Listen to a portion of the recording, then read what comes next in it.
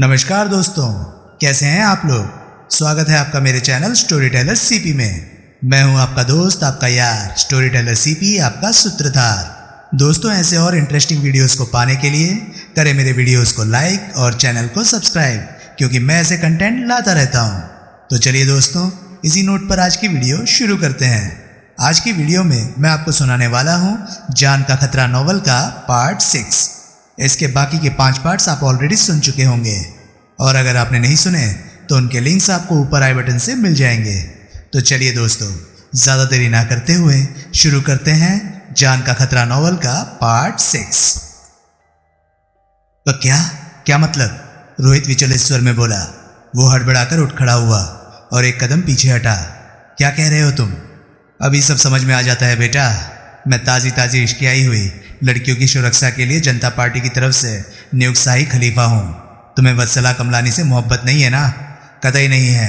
उस बर्फ के टुकड़े से मोहब्बत का सवाल ही पैदा नहीं होता। वो तो सुनील के बाएं हाथ का प्रचंड गुस्सा उसके पेट में पड़ा। रोहित के मुंह से यूं एक सिसकारी निकली जैसे ट्यूब में से हवा निकलती है। उसका शरीर दोहरा हो गया। सुनील के बाएं हाथ का वज्र प्रहार उसकी थोड़ी पर पड़ा तो वो उल्टा पीछे की दीवार से जा टकराया। फिर वो दीवार के साथ फिसलता हुआ फर्श पर ढेर हो गया। वो उल्लू की तरह पल के झपकाता हुआ सुनील को देखने लगा। तुम्हारी जानकारी के लिए, मैं कोई पुलिस वाला नहीं, सुनील बोला। तुमने मुझे पुलिस वाला समझा, भारी गलती की। कौन हो तुम? मैं वत्सला का मित्र हूँ। उस बेचारी ने मुझसे प्रार्थना की थी कि मैं तुम्हारी खातिर कुछ करूँ। मैं ये सिद्ध करने की कोशिश करूँ कि तुम उसके बाप के हत्यारे नहीं हो। कुछ समझा कुत्ते के पिल्ले? इतनी मोहब्बत करती है वो तुमसे। रोहित अपना जबड़ा सहलाता हुआ फर्श की तरफ देख रहा था। अब तुम्हारी मदद की खातिर उंगली भी हिलाना मेरे लिए गुनाह है, सुनील बोला। अब तो मेरी भगवान से यही प्रार्थना है कि जल्दी फांसी का फंदा तुम्हारी गर्दन में पड़े। मैं निर्दोष हूँ, वो मरे स्वर में बोला। उठकर खड़े हो जाओ, सुनील कर्कश स्वर में बोला। रोहित ने उठने का उपक्रम नहीं किया। सुनील ने उसका गिरेबान पकड़कर एक झटके से उसे उसके पैरों पर खड़ा किया। फिर उसके थोबड़े की मरम्मत करनी आरंभ कर दी।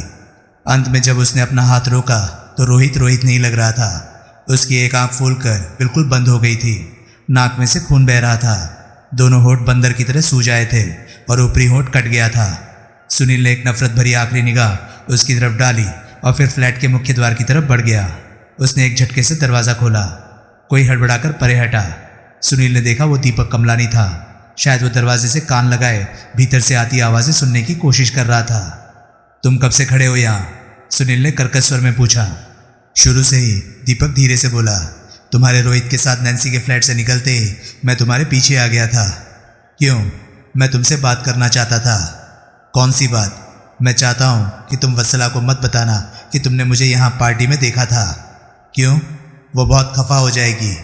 अभी मेरे पापा की चिता की राख ठंडी नहीं हुई है। मैं बात को समझने की कोशिश करो दोस्त।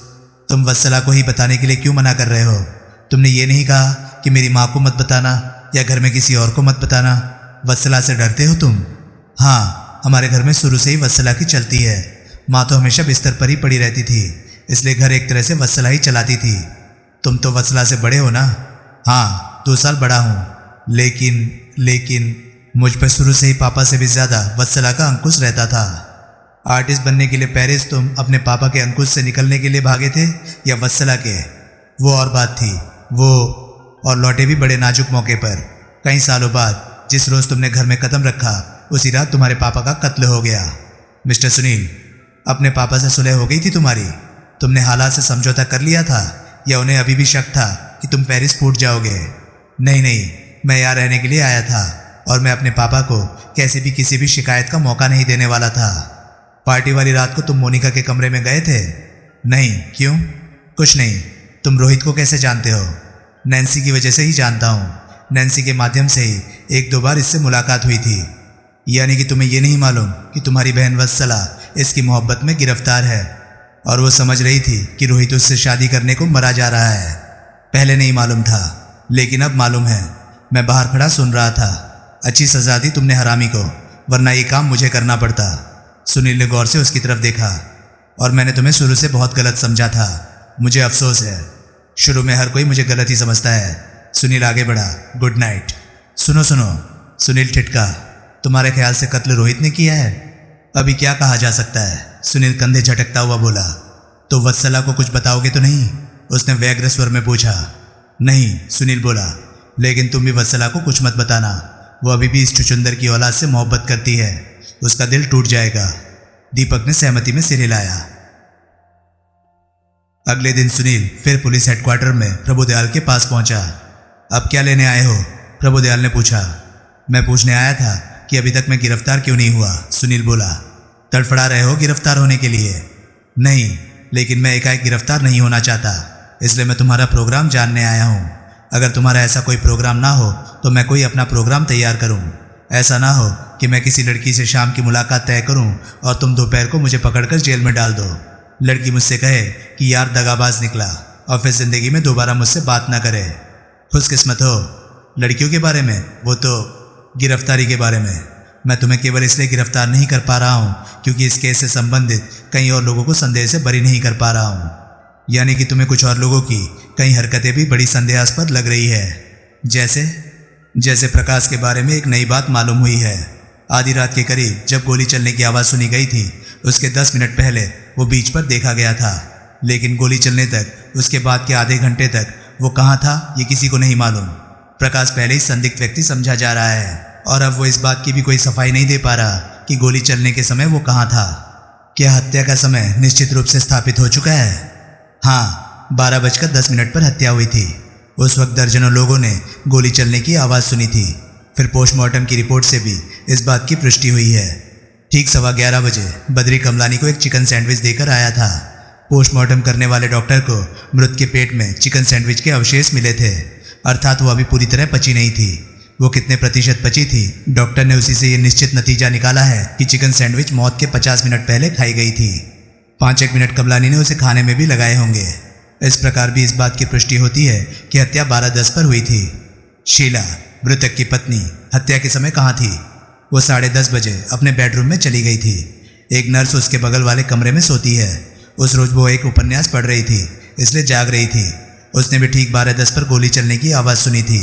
तब वो बगल के कमरे में ये देखने के लिए गई थी कि गोली की आवाज़ ने शीला की नींद तो डिस्टर्ब नहीं की थी, लेकिन उसने शीला को बेसुध सोता पाया था। यानी कि वो तो हत्यारी नहीं हो सकती। हाँ, वत्सला कहाँ थी हत्या के समय? वो हॉल में बद्री के साथ मौजूद थी। उसका रोहित नाम का एक बॉयफ्रेंड, जो कि वहाँ कमलानी से 2-2 हाथ करने की नीयत से आया था, उसके कमरे में सोया पड़ा था। वत्सला बद्री को उस पर निगाह रखने के लिए कह गई थी। कल रोहित को यहाँ तलब किया गया था। मुझे हत्या का तुमसे ज़्यादा उस पर संदेह होने लगा था। ये भी एक वजह है कि तुम अभी तक आज़ाद हो। मोनिका और दीपक के बारे में भी बताओ। वे रात को 12:10 पर कहाँ थे? मोनिका अपनी एक सहेली को अपनी नई कार दिखाने ले गई थी। सहेली की जिद पर कार को 2-3 मील की ड्राइव पर भी ले गई थी। यानी कि हत्या के समय वो घटनास्थल पर तो क्या, उसके आसपास भी नहीं थी। इसलिए उसके कथा अनुसार उसने गोली की आवाज़ नहीं सुनी थी। उसकी सहेली ने मोनिका के बयान की पुष्टि तो की है, लेकिन साथ ही एक संदेहजनक बात भी कही है। क्या?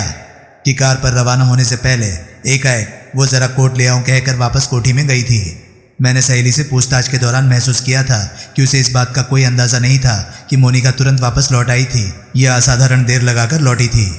यानी कि अभी मोनिका भी संदेह के दायरे में है। हाँ, और दीपक? रात को जब एकाएक स्विमिंग का प्रोग्राम बन गया था तो दीपक लड़कों को अपने कमरे में ले गया था और मोनिका लड़कियों को अपने कमरे में ले गई थी। दीपक लड़कों के साथ लड़कियों से बहुत पहले बीच पर पहुंच गया था।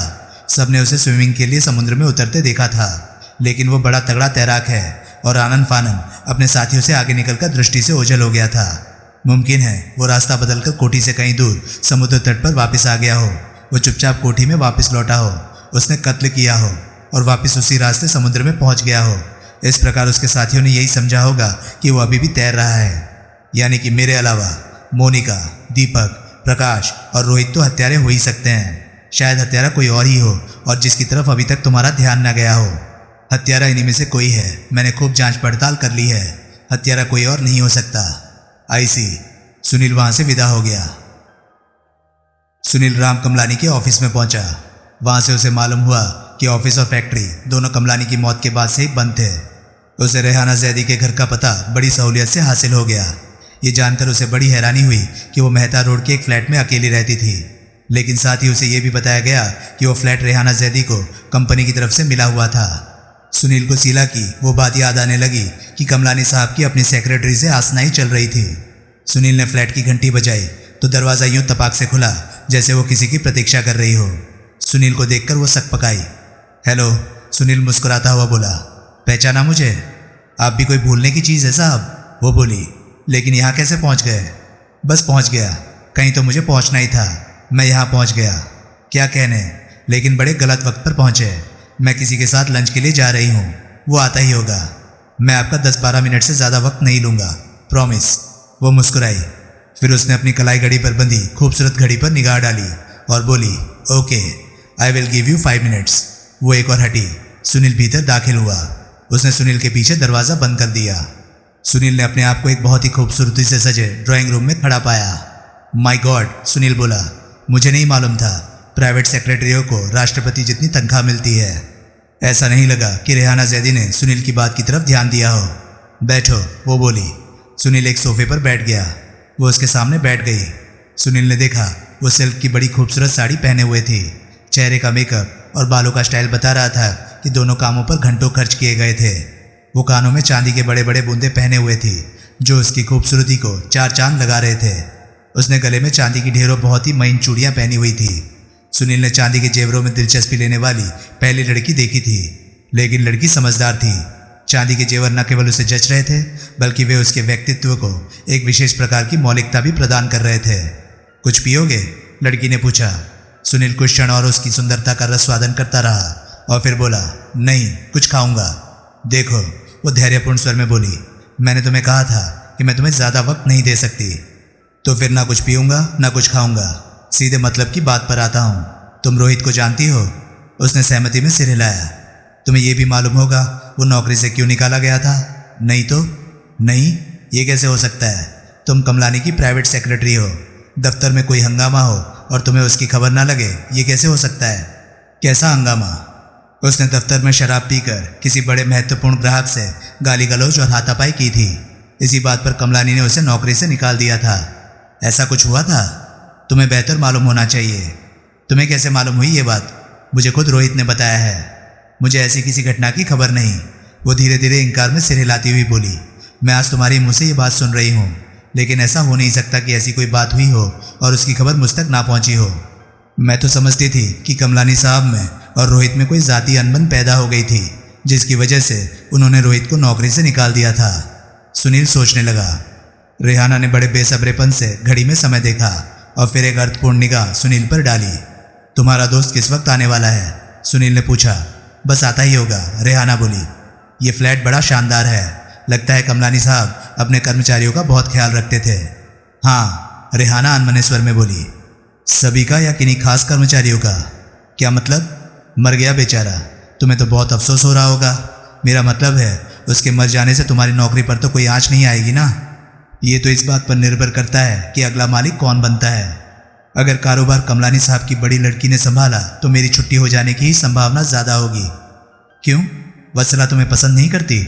मैं ज़्यादा गहराई में नहीं जाना चाहती, लेकिन मेरा दिल कहता है कि अगर वो मालिक बनी तो सबसे पहले मेरी ही छुट्टी करेगी। लेकिन क्यों? क्या इसलिए कि उसे कमलानी साहब के और तुम्हारे किसी खास रिश्ते की खबर है? रेहाना एकाएक क्रोधित और बेचैन दिखाई देने लगी। यही बात है ना? सुनील ने पूछा। है भी तो तुम्हें क्या तुम यहाँ मुझसे यही पूछने आए हो? देखो, सुनील याचनापूर्ण स्वर में बोला, मैं बड़ी मुसीबत में हूँ। तुम्हारी जानकारी के लिए पुलिस मुझे कमलानी साहब का हत्यारा समझ रही है। मेरी जान का खतरा ही मुझे यहाँ तुम्हारे पास लाया है। मैं किसी प्रकार ये सिद्ध करना चाहता हूँ कि मैं हत्यारा नहीं हूँ। इसके लिए तुमने ये रास्ता तो नहीं चुना कि तुम मुझे हत्यारा साबित करने की कोशिश करो। नहीं, तुम हत्यारी नहीं हो सकती। सोने का अंडा देने वाली मुर्गी को भला कौन जिबह करता है? रेहाना का चेहरा कानों तक लाल हो गया। तभी कॉलबेल बजी। तुम्हारा दोस्त आ गया, सुनील बोला। अब तुम जाओ, रेहाना बोली। ज़रा उसके दर्शन कर लूँ, फिर जाता हूँ। लेकिन या मुझे किसी पिछवाड़े के रास्ते से निकालना चाहती हो? सामने से तो मैं अभी भी जाऊँगा तो उसे ज़रूर देखूँगा। रेहाना कुछ क्षण हिचकिचाती रही। कॉलबेल फिर बजी। फिर वो दरवाज़ा खोलने चली गई। थोड़ी देर बाद वो सुनील की ही उम्र और कद काट के एक नौजवान के साथ लौटी। नौजवान ने संदिग्ध निगाहों से सुनील की तरफ देखा। सुनील उठकर खड़ा हो गया। ये सुनील है, रेहाना ने परिचय करवाया। और सुनील, ये मेरा मित्र मुश्ताक अहमद है। Now I am afraid I will have to take leave of you. I Mushtaq Ahmed, Sunil ने नाम दोहराया। एकाएक उसके चेहरे के भाव बदले। उसने कहर भरी निगाहों से मुश्ताक अहमद की तरफ देखा। मुश्ताक अहमद हड़बड़ाया। ओह, सुनील बोला, तो तुम हो वो आदमी? कौन आदमी? मुश्ताक अहमद ने शशंक स्वर में पूछा। तुम मुझे जानते हो? नहीं। मुझे कभी पहले देखा है? नहीं। साले, सुनील ने उसे गिरेबान से पकड़ लिया। मुझे जानते पहचानते हो नहीं और पुलिस को यह बयान देते हो कि मुझे कमलानी को गोली से उड़ा देने की धमकी देते सुना था। तुम वो सुनील हो? वो घबरा कर बोला। मिस्टर सुनील, रेहाना क्रोधित स्वर में बोली, ये क्या गुंडागर्दी है? छोड़ो इसे। छोड़ देता हूँ। सुनील ने उसके गिरेबान को एक झटका देकर छोड़ दिया। लेकिन अब मेरी समझ में खूब आ गया है कि इसने ये झूठी गवाही क्यों दी कि इसने मुझे कमलानी को गोली से उड़ा देने की धमकी देते सुना था। मुश्ताक अहमद, तुमने राम कमलानी का कत्ल किया है। मैंने? वो घबराकर एक कदम पीछे हटा। हाँ, तुमने। तुम क्या अंधे हो? क्या ये मानने की बात है कि कमलानी और रेहाना के क्या संबंध है और इसकी तुम्हें खबर ना हो? जितनी एक सेक्रेटरी को तनख्वाह मिलती है उससे ज़्यादा इस फ्लैट का किराया होगा। और फिर बाकी और ठाट बाट देखो। क्या ये सारा मौज मेला तनख्वाह से हो रहा है? क्या तुमने अपनी प्रेमिका के अपने मालिक से अवैध संबंधों की वजह से मालिक की हत्या नहीं की? नहीं, वो बोला, मुझे ऐसे किन्हीं संबंधों की जानकारी नहीं थी। तुम झूठ बोल रहे हो। मिस्टर सुनील, रेहाना चीख कर बोली, गेट आउट। गेटता आउटता हूँ, सुनील बोला, और सीधा पुलिस स्टेशन जाता हूँ। 1 घंटे के अंदर अंदर तुम्हारा ये शहजादा गुलफाम हवालात में ना हो तो कहना। और दरवाजे की ओर बढ़ा। मिस्टर सुनील, मुश्ताक अहमद उसका रास्ता रोकता हुआ बोला, ज़रा ठहरो। पहले बेगम साहिबा से मशवरा कर लो कि मैंने ठहरना है या जाना है। अरे सुनो तो सही। सुनाओ। मैंने कमलानी का कत्ल नहीं किया। अल्लाह की कसम, मैंने कत्ल नहीं किया। तो फिर तुमने मेरे खिलाफ झूठी गवाही क्यों दी? मुश्ताक अहमद ने व्याकुल भाव से रेहाना की तरफ देखा। सुनील को लगा कि वो रेहाना के सामने जुबान खोलने से हिचक रहा था। मेरी याददाश्त बड़ी कमज़ोर है, सुनील बोला, बाहर का रास्ता भूल गया हूँ। मुश्ताक अहमद, ज़रा मुझे इमारत के बाहर तक तो छोड़ाओ, मेहरबानी होगी। मुश्ताक अहमद तुरंत उसके साथ हो लिया। सुनील ने तनिक सिर निभाकर रेहाना जैदी का अभिवादन किया और वहाँ से बाहर निकल गया। वो मुश्ताक अहमद के साथ नीचे सड़क पर पहुँचा। देखिए भाईजान, मुश्ताक अहमद अनुनयपूर्ण स्वर में बोला, मैं आपको पुलिस के पास जाने से नहीं रोक सकता। लेकिन क्यों नहीं रोक सकते? सुनील बोला, सरासर रोक सकते हो। तुम मेरा भी कत्ल कर दो। सजा तो एक कत्ल की भी वही होती है और 2 की भी वही। लेकिन साहब, मैंने कोई कत्ल नहीं किया। मैं कमलानी की कोठी के पास तक नहीं फटका। तो फिर तुमने मेरे बारे में झूठ इसलिए बोला क्योंकि मेरा कमलानी का कत्ल करने का इरादा था, लेकिन मेरे कुछ कर पाने की नौबत नहीं आई थी। इससे पहले ही कमलानी का कत्ल हो गया था। सुनील ने गौर से उसे देखा। वो फैसला ना कर सका कि वो सच बोल रहा था या झूठ। मैंने उस रोज ऑफिस में आपकी और कमलानी की तकरार की आवाज़ें सुनी थी। मैंने सोचा कि बाद में अगर ये बात पुलिस को मालूम होगी तो किसी का मुझ पर संदेह नहीं जाएगा। लेकिन तुमने तो ये बयान कत्ल हो जाने के बाद दिया। जब कत्ल हो ही गया था और तुमने नहीं किया था तो चुप रहते। तुमने फिर भी ये झूठ बयान क्यों दिया? क्योंकि मुझे पता था कि देर सवेर कमलानी और रेहाना के संबंधों का राज ज़रूर खुलेगा। तब मुझ पर भी शक किया जाना स्वाभाविक था। तुम रेहाना से मोहब्बत करते हो? हाँ। रेहाना भी मोहब्बत करती है? हाँ। और तुम्हें यह भी मालूम था कि उसके कमलानी से कैसे संबंध थे? हाँ। फिर भी तुमने रेहाना को कभी रोका नहीं? खूब रोका, लेकिन वो मानती नहीं। वो तो चाहती है कि वो अंडा भी ना फोड़े और आमलेट भी खा ले। उसे ऐशो इशरत की ज़िंदगी का चस्का है। वैसी ज़िंदगी मैं उसके लिए मुहैया नहीं करा सकता। वो ना अपनी गुनाह भरी ज़िंदगी का दामन छोड़ना चाहती है और ना मुझे। कमाल है, ऐसा कैसे चल सकता है? यही तो मैं कहता हूँ, लेकिन वो सुनती ही नहीं। तुम अजीब मर्द हो। अगर वो अपने अंदाज नहीं बदलती तो तुम ही उससे किनारा कर लो। नहीं कर सकता। मैं दिल के हाथों मजबूर हूँ भाईजान। दोस्त, तुम्हारे पास तो कमलानी की हत्या का सबसे तगड़ा उद्देश्य है। पुलिस को तो तुम्हारी खबर ज़रूर लगनी चाहिए। लेकिन जनाब, मैं आपसे दरख्वास्त कर रहा हूँ कि आप पुलिस को मेरे बारे में कुछ ना बताएं। अभी तो तुम खुद कह रहे थे कि पुलिस को देर सवेर तुम्हारी खबर लगनी ही थी, लेकिन अभी तक तो लगी नहीं। शायद मेरा ख्याल गलत हो। अगर आप चुप रहे तो शायद नहीं लगे। कोई और मौका होता तो मैं चुप रह सकता था, लेकिन मौजूदा हालात में तुम्हारी पुलिस को खबर लगानी बहुत ज़रूरी है। इसी में मेरी भलाई है। आपकी भलाई है? हाँ, पुलिस मुझ पर हत्या का संदेह कर रही है। अगर मैं पुलिस के सामने प्लेट में सजाकर वर्क लगाकर कोई तुम्हारे जैसा मुर्गा पेश कर सकूं तो शायद मेरी जान बख्शी हो जाए। अल्लाह। नमस्ते, सुनील बोला और उसे वहीं खड़ा छोड़कर आगे बढ़ गया। सुनील राम कमलानी की कोठी पर पहुंचा। उसी क्षण उसे स्कूटर पर सवार ललित कोठी के कंपाउंड से बाहर निकलता दिखाई दिया। सुनील ने उसे हाथ के इशारे से रोका। कैसे आए? उसने पूछा। पहले तुम बताओ कैसे आए? ललित बोला। और इतने अरसे से कहाँ गायब हो? सुना है तुम पर भी हत्या का संदेह किया जा रहा है।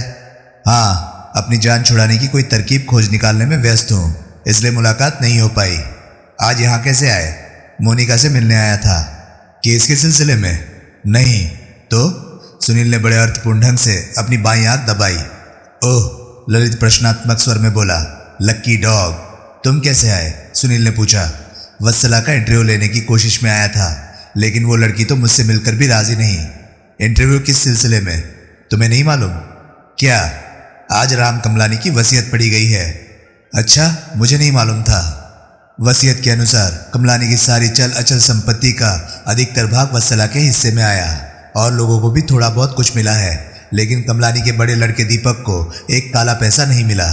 कमाल है ये कि कमलानी ने दीपक के लिए कुछ नहीं छोड़ा। ये भी, और एक बात और भी है। कल मेरी दीपक से बात हुई थी। मेरे पूछने पर उसने कहा था कि ये ठीक था कि उसका बाप उससे बुरी तरह खफा था, लेकिन अब बुलाए जाने पर, क्योंकि वो एक आज्ञाकारी बालक की तरह तुरंत लौट आया था, इसलिए उसके बाप से पूरी तरह सुलह हो गई थी। फिर भी उसने दीपक के लिए वसीयत में एक पैसा नहीं छोड़ा। शायद वो पुरानी वसीयत हो, शायद कमलानी को नई वसीयत करने का मौका ही नहीं मिला था। हाँ, यही हो सकता है। फिर सुनील ने ललित से हाथ मिलाया। ललित स्कूटर पर आगे बढ़ गया। सुनील कोठी में दाखिल हुआ। कोठी में सन्नाटा था। कॉल बेल के जवाब में दरवाजा हमेशा की तरह बद्री ने खोला। सुनील को हॉल में बैठी वत्सला दिखाई दी। उसने बद्री को एक और धकेला और भीतर दाखिल हुआ। नमस्ते, वो वत्सला के समीप आकर बोला।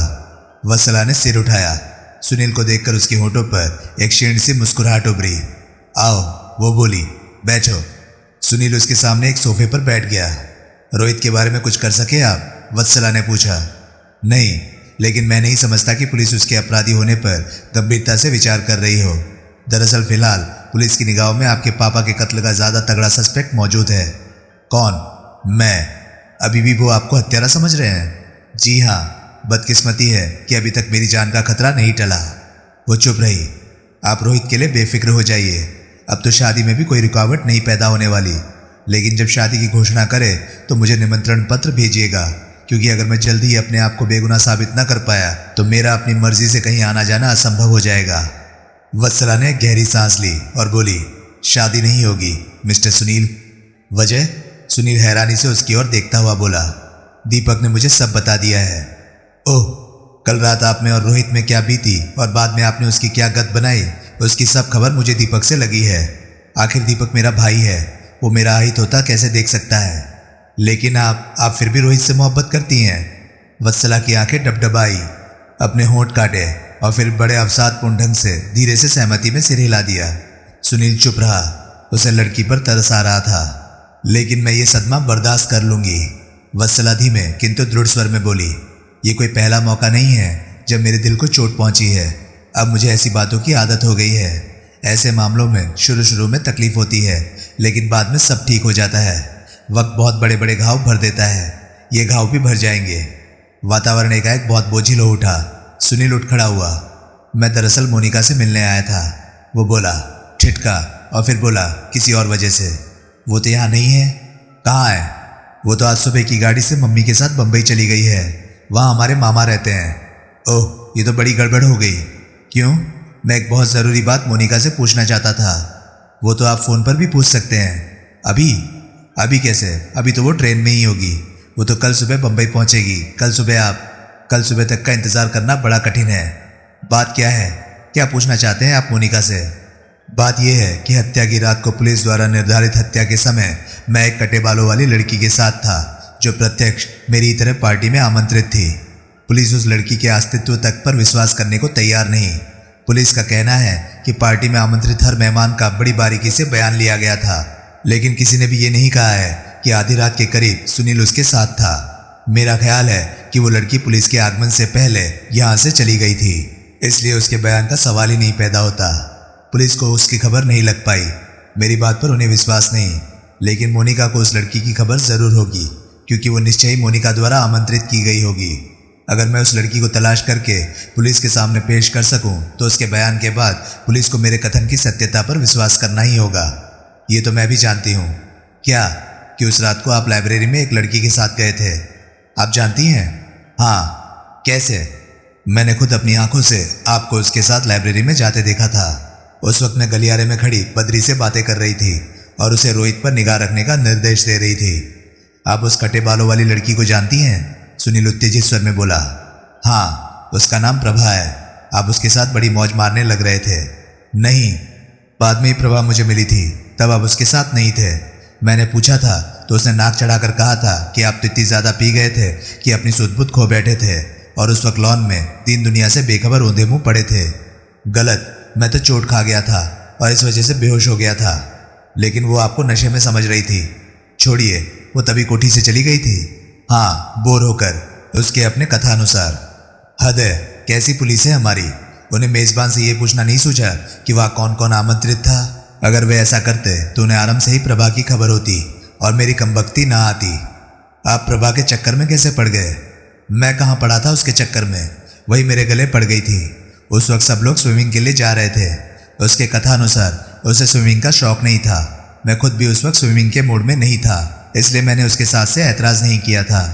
लेकिन जब मैंने आप दोनों को चुपचाप लाइब्रेरी में दाखिल होते देखा था तो मैंने आपके बारे में कुछ और ही सोचा था। क्या सोचा था? यही कि आप कि मैं कोई चरित्रहीन व्यक्ति हूँ, है ना? वो चुप रही। आपने गलत समझा। मेरी प्रभा में कोई दिलचस्पी नहीं थी। वो तो एक वक्ती दिलचस्पी थी जो किसी भी युवक को किसी युवती में पैदा हो सकती है। वो तो एक इत्तेफाक था जो हम उस वक्त एक साथ थे। मेरी उसमें कोई ऐसी वैसी दिलचस्पी नहीं थी। आप इसका अंदाज़ा इसी से नहीं लगा सकती कि मैं उसका नाम तक नहीं जानता था। मैंने आपको गलत समझा था, और सच पूछो तो इसलिए मैंने आपको मोनिका से मिलने जुलने से मना किया था। आई सी। वत्सला चुप रही। खैर, छोड़िए इन बातों को।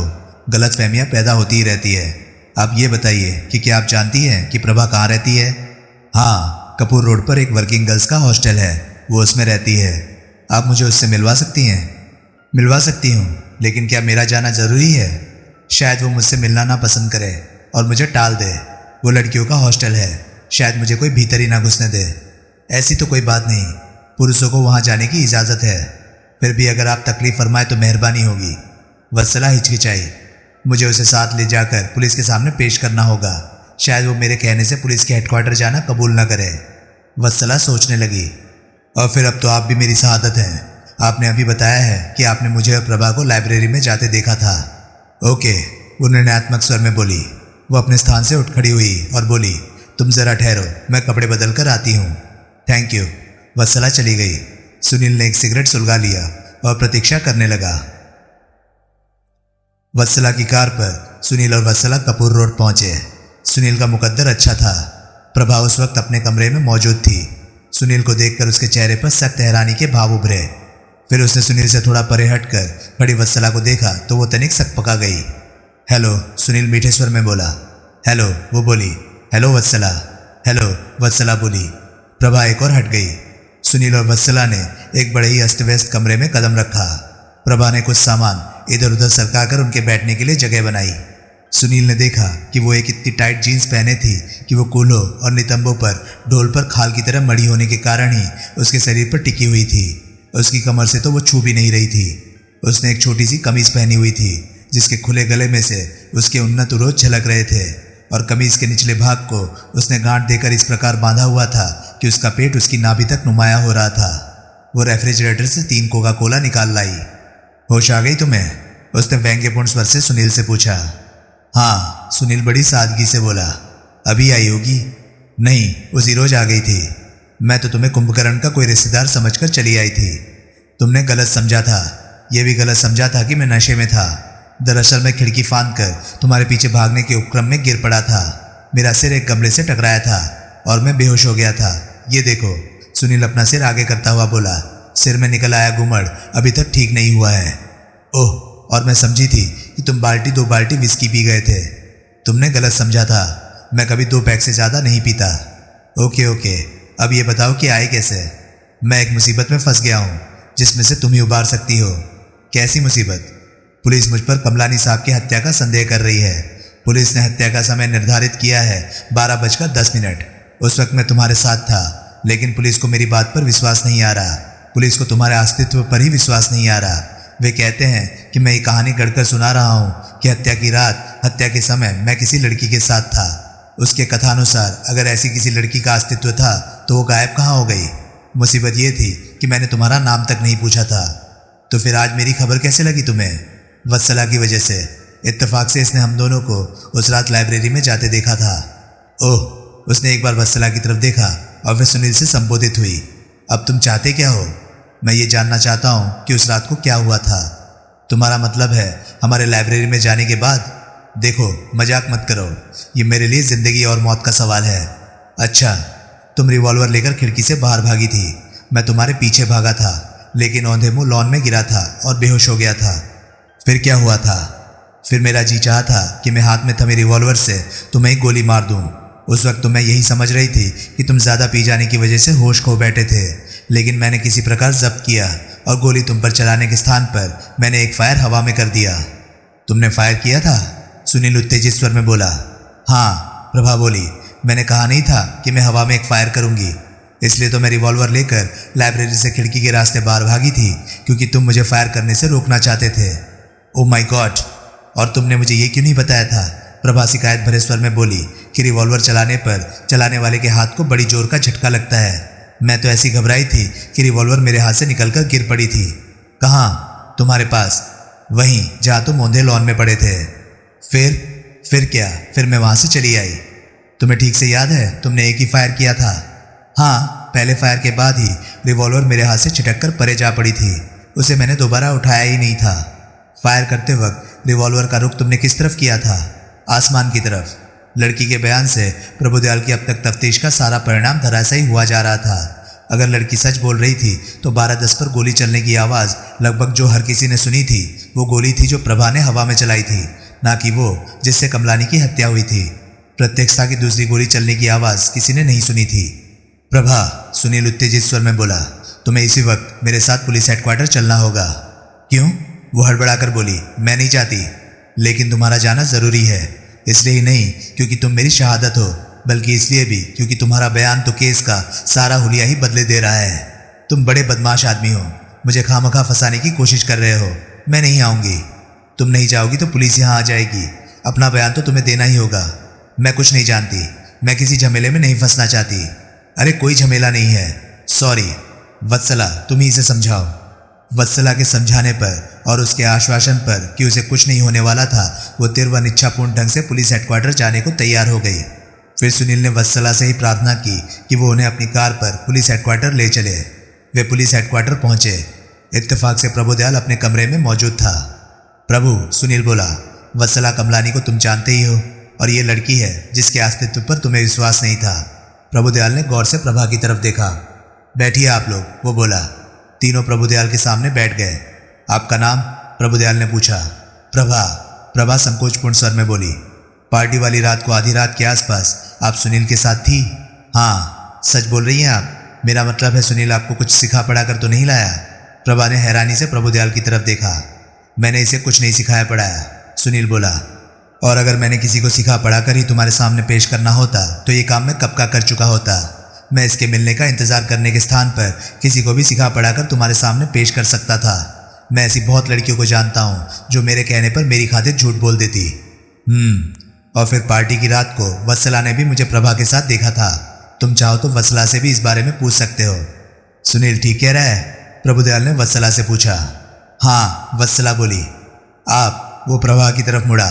अपने और सुनील के संसर्ग की सविस्तार सारी कहानी सुनाइए, कोई भी बात छोड़िएगा नहीं, चाहे वो आपको कितनी ही महत्वहीन क्यों न लगे। प्रभा ने बड़ी ईमानदारी से सारी कहानी कह सुनाई। उसके द्वारा भी गोली चलाई जाने की बात सुनकर प्रभुदयाल चौंका।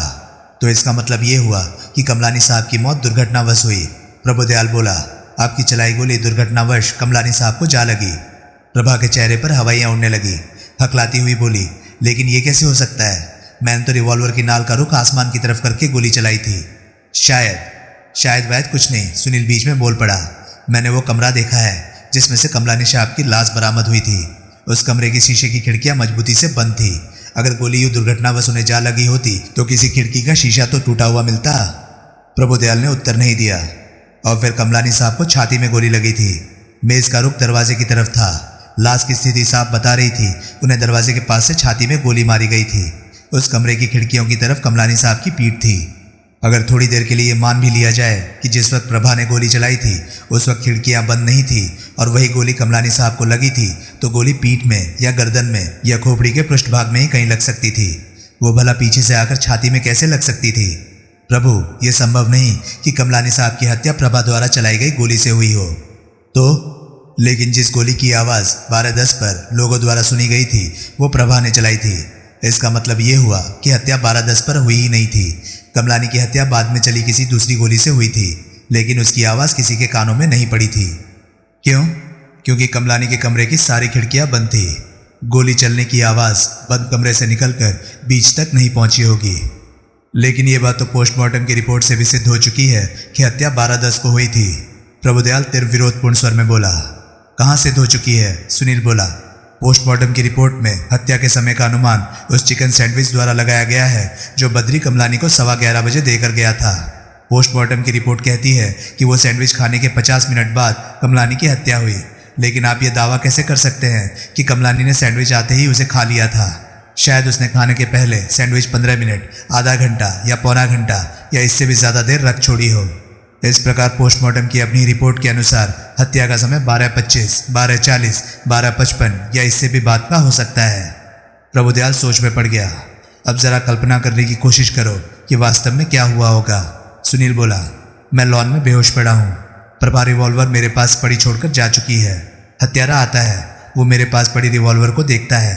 गोली चलने की आवाज़ वो भी सुन चुका है। वो स्थिति का फ़ायदा उठाना चाहता है। वो मेरे समीप पड़ी रिवॉल्वर उठाता है और कमलानी के कमरे में जाकर उसे शूट कर देता है। फिर वो शोकेस में ही रखे गोलियों के डिब्बे में से एक गोली निकालकर रिवॉल्वर में भर देता है ताकि रिवॉल्वर के मुआयने पर लगे कि उसमें से केवल एक ही गोली चली है। उसके बाद वो रिवॉल्वर वापस लॉन में मेरे पास वहीं डाल देता है जहाँ से उसने उसे उठाया था। बाद में होश में आने पर मैं रिवॉल्वर वहाँ पड़ी पाता हूँ तो उसे उठाकर वापस शोकेस पर रखाता हूँ। इस प्रकार रिवॉल्वर पर मेरी उंगलियों के निशान रह जाते हैं। ये चेक करने का मुझे ख्याल ही नहीं आता कि रिवॉल्वर से कोई गोली तो नहीं चलाई गई। हाँ, अगर मैं गोली चलने की आवाज़ सुनता तो मैं रिवॉल्वर जरूर चेक करता। तब ऐसा करना स्वाभाविक था। इसका मतलब तो ये हुआ कि जिसने कत्ल किया था उसने ऐसी किसी पूर्व निर्धारित योजना के अनुसार नहीं किया था। उसने मौका सामने देखा और उसका फ़ायदा उठाया। कत्ल की योजना पूर्व निर्धारित नहीं थी, लेकिन कत्ल का इरादा निश्चय ही कातिल के दिमाग में पहले से था। तभी तो उसे उस मौके का फ़ायदा उठाने की सूझी। पार्टी की रात को एक तैयारशुदा मौका भी सामने था और उस रात कातिल के लिए कमलानी का कत्ल करना एकाएक बहुत ज़रूरी भी हो उठा था। क्यों? क्योंकि उस रोज़ कमलानी का बड़ा लड़का दीपक बरसों बाद घर वापस लौट आया था। वो न केवल एकाएक घर लौट आया था बल्कि इस इरादे के साथ लौट आया था कि वो अपने बाप से सुलह करने की कोशिश करेगा। वो अपने उन पुराने कुकृत्यों की जिनकी वजह से कमलानी उसे खफा रहता था माफ़ी मांगेगा और फिर उस प्रकार की ज़िंदगी जीने की कोशिश करेगा जैसे उसका बाप उसके लिए निर्धारित करना चाहता था। उन हालात में हत्यारे को खतरा था कि कमलानी अपनी वसीयत में किसी भी क्षण दीपक के हक में हेरफेर कर सकता था। आखिर दीपक उसका बड़ा लड़का था। वो राह से भटका ज़रूर था लेकिन फिर सही रास्ते पर आ गया था। सुनील एक क्षण ठिठका और फिर बोला, हत्यारे के लिए कमलानी को वसीयत बदलने से रोकना बहुत ज़रूरी था। साथ ही वो उस रोज़ की पार्टी के हल्ले गुल्ले से फ़ायदा उठाकर अपने मन में कमलानी के लिए बरसों से पनपती हुई घृणा और उससे बदला लेने की भावना की वजह से मन में बलवती हत्या की इच्छा को भी पूरा करना चाहता था। लेकिन ज़रूरी ये भी था कि हत्या हो जाने के बाद कोई ऐसा आदमी उपलब्ध हो या एक से ज़्यादा ऐसे लोग उपलब्ध हो जिन पर हत्या का संदेह किया जाए और खुद हत्यारे की ओर किसी का ध्यान न जाए। हत्यारे की ये ज़रूरत तो अपने आप पूरी हो गई। मेरी तकदीर ने मुझे प्लेट में सजाकर उसके सामने पेश कर दिया। हत्यारे ने मुझे और प्रभा को लाइब्रेरी में जाते देखा था। फिर उसने प्रभा को अकेले कोठी से रुखसत होते देखा था। उसके बाद हत्यारे ने मुझे लॉन में बेहोश पड़ा पाया और मेरे पास पड़ी रिवॉल्वर देखी। उसने रिवॉल्वर उठाई, जाकर कमलानी का कत्ल किया। रिवॉल्वर में एक नई गोली डाली और रिवॉल्वर वापस लाकर मेरे पास डाल दी। वत्सला, सब कुछ ऐसे ही हुआ था ना? वत्सला ने हड़बड़ाकर उसकी ओर देखा। तो क्या मतलब? वो बोली, अपने पापा का कत्ल तुमने ऐसे ही किया था ना? प्रभुदयाल चौंका। मिस्टर सुनील, वत्सला आतंकित स्वर में बोली, ये क्या कह रहे हैं आप? तुम्हें अपने पापा से नफरत थी क्योंकि तुम्हारे बचपन की एक घटना ने तुम्हारे शरीर को जलाकर बड़ा विकृत और विभत्स रूप दे दिया था। अपनी उस शारीरिक कुरूपता की वजह से हीन भावना तुम्हारे मन में इस बुरी तरह घर कर गई थी कि तुम समझती थी कि तुम्हारा जीवन नरक बन चुका था। कोई पुरुष तुमसे शादी करने को तैयार नहीं हो सकता था। फिर भी जब जब तुमने किसी पुरुष में दिलचस्पी ली, जब जब तुम किसी पुरुष के आकर्षण का केंद्र बनी, तुम्हारे पापा ने तुम्हारी राह में अड़ंगा अटकाया। पहली 2 बार तो तुम अपने प्रेमियों को किसी प्रकार भूल गई, लेकिन रोहित से तुम्हें कुछ ज़्यादा ही मोहब्बत हो गई थी। जब तुम्हारे पापा ने तुम्हें उससे भी शादी करने की इजाज़त देने से इनकार कर दिया तो एक तरह से उसने खुद अपनी मौत का सामान कर लिया। तुम अपने पापा की इच्छा के विरुद्ध रोहित से शादी करने का खतरा मोल नहीं ले सकती थी, क्योंकि तब तुम्हें डर था कि तुम्हारे पापा तुम्हें अपनी जायदाद से बेदखल कर देते। दौलत की चाह तुम्हारे मन में बहुत प्रबल थी, क्योंकि दौलत तुम्हें वो शक्ति दे सकती थी जो तुम्हारी शारीरिक कुरूपता के लिए पर्दा बन सकती थी। कमलानी ने मरना तो तुम्हारे हाथों था ही, लेकिन उस रोज़ तुमने उसका काम तमाम कर देना इसलिए ज़रूरी समझा था क्योंकि दीपक वापस लौट आया था और अपनी गलती कबूल करके वो अपने बाप की मेहरबानियों का हकदार बन गया था। ऊपर से मेरी और प्रभा की हरकतों ने तुम्हारे सामने हत्या का रेडीमेड मौका पेश कर दिया। लेकिन ऐन मौके पर नशे में धुत तुम्हारे पापा से लड़ने मरने को आमादा रोहित वहाँ पहुँच गया।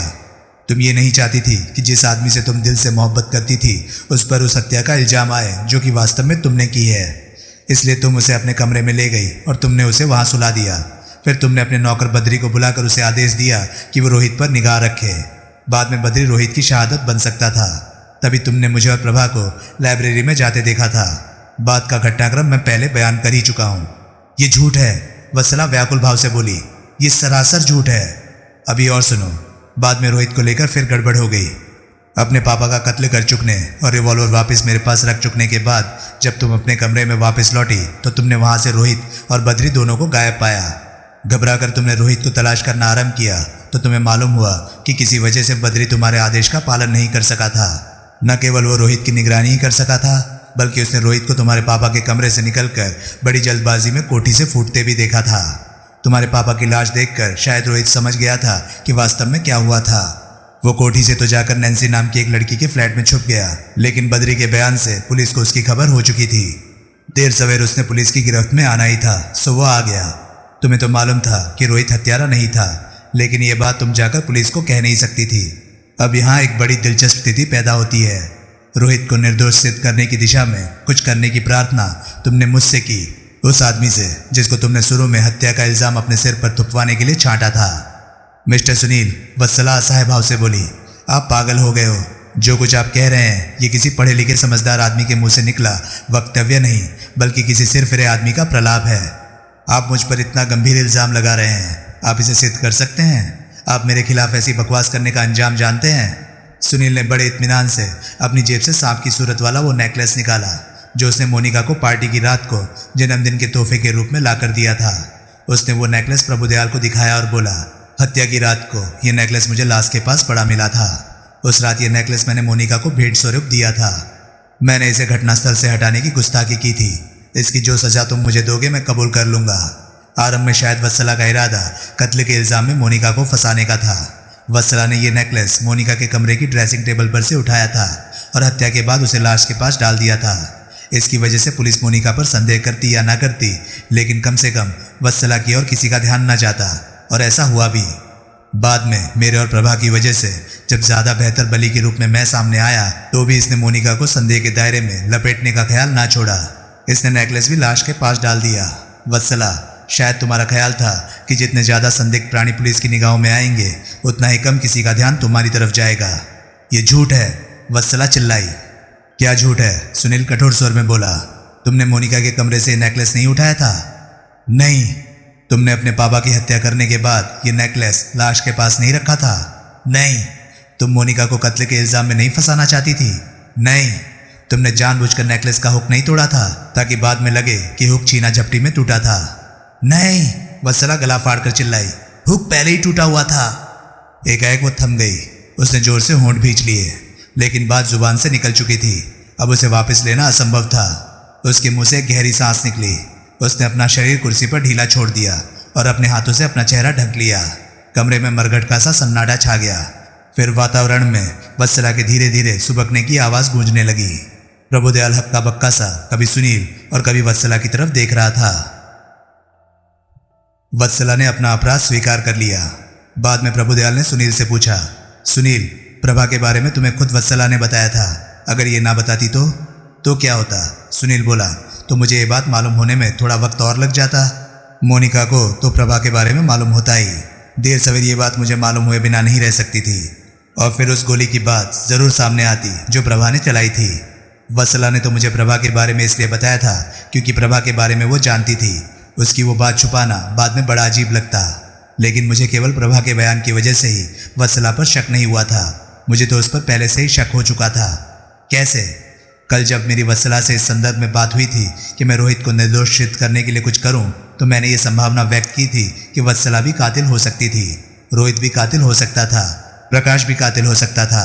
जवाब में उसने कहा था कि खुद मैं भी कातिल हो सकता था, क्योंकि मेरी उंगलियों के निशान उस रिवॉल्वर पर जिससे कि कत्ल हुआ था बरामद हुए थे, और मेरे लिए उन निशानों की रिवॉल्वर पर मौजूदगी की कोई तगड़ी सफाई देना जरूरी था। उसे कैसे मालूम हुआ था कि जिस रिवॉल्वर से हत्या हुई थी उस पर मेरी उंगलियों के निशान थे? बल्कि उसे यही कैसे मालूम था कि किस रिवॉल्वर से हत्या हुई थी? ये बात तो केवल पुलिस को मालूम थी। मुझे ये बात तुमने बताई थी। वत्सला को ये बात कैसे मालूम हो सकती थी? क्या तुमने बताई थी? नहीं, सवाल ही पैदा नहीं होता। ये बात किसी को भी नहीं बताई गई थी। तुम्हें भी केवल इसलिए बताई गई थी क्योंकि उस पर मिले उंगलियों के निशान तुम्हारे थे और इस बारे में तुमसे पूछताछ करना जरूरी था। करेक्ट, लेकिन हत्यारे को यह बात पुलिस से भी पहले मालूम हो सकती थी कि जिस रिवॉल्वर पर मेरी उंगलियों के निशान थे उसी से हत्या हुई थी, या यूं कह लो कि जिस रिवॉल्वर से हत्या हुई थी उस पर मेरी उंगलियों के निशान थे। एक बात बताओ, वसीयत कहाँ से बरामद हुई थी? कमलानी की खुली सेफ में से। मेरा ख्याल है कि कमलानी ने वसीयत निकालने के लिए ही सेफ खोली थी। शायद वत्सला ने उसे वसीयत में दीपक के हक में तब्दीलियां करने पर विचार करते देखा था, और फिर इससे पहले कि वो कुछ कर पाता उसने उसकी हत्या कर दी थी। इस लिहाज से वसीयत मेज पर मिलती तो बात ज़्यादा विश्वसनीय होती। मुमकिन है वसीयत उसकी हत्या के समय मेज पर ही रही हो, लेकिन वत्सला ने उसे उठाकर सेफ में रख दिया हो। आखिर वो एक महत्वपूर्ण दस्तावेज था, खासतौर से उसके लिए महत्वपूर्ण दस्तावेज था।